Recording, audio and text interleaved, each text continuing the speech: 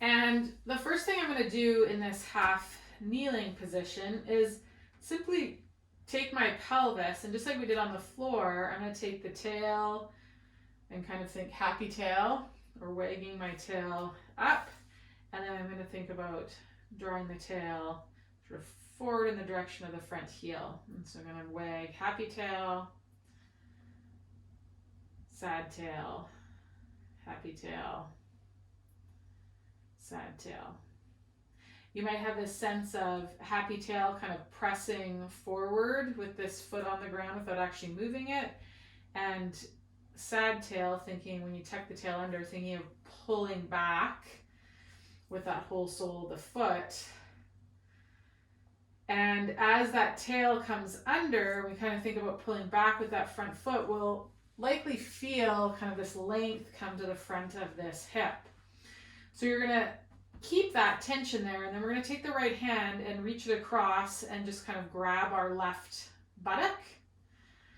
Okay, we're going to reach our left fingertips forward, and then we're going to rotate, reaching the left fingertips forward to the right. Okay, keep kind of gently pulling that right heel back. You'll feel your left glute firm up as you do that underneath your right hand. And then we're going to untwist, and again reach those fingertips forward, rotating, getting a nice stretch through the front of that hip and into the internal and external obliques on the left hand side. Feeling a nice contraction of them on the right. And then we're going to reach that hand up beside the head, untwist. Keep pulling with that right heel. And we're just going to reach overhead with that elbow. Still holding that left glute.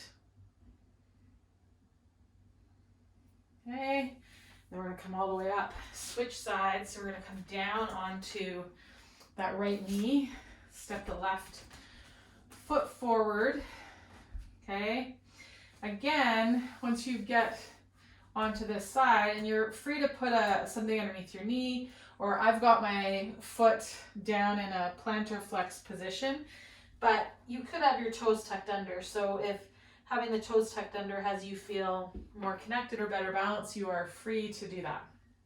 Okay, so from here, again, going to this happy tail kind of pelvis, and then drawing the tailbone under, feeling how that change in the pelvic position changes the front of this hip stuff. Again, this sense of kind of trying to slide that left foot forward. Feel how that takes you into this anterior pelvic tilt, and then kind of try to pull the whole sole of the foot back on your mat, and you'll feel how that will draw you under. So in this drawn under position, we're going to take that left hand, reach it around, and give our old right butt cheek a little squeeze here. Keep thinking about gently pulling back, reach that right arm up, and we're simply going to reach those fingertips forward, letting the ribs follow the scapula, turning us to the left. Untwist. One more time. Reach those fingertips forward. Let the ribs follow the scapula, drawing you around. Keep pulling that left heel back gently. Okay, lengthening the right internal and external oblique, shortening the left. Okay, we're going to bring that hand up and behind the head, unrotate, and now we're going to side bend. And as you side bend, think about pulling that front heel forward and trying to reach that right thigh back into your left hand.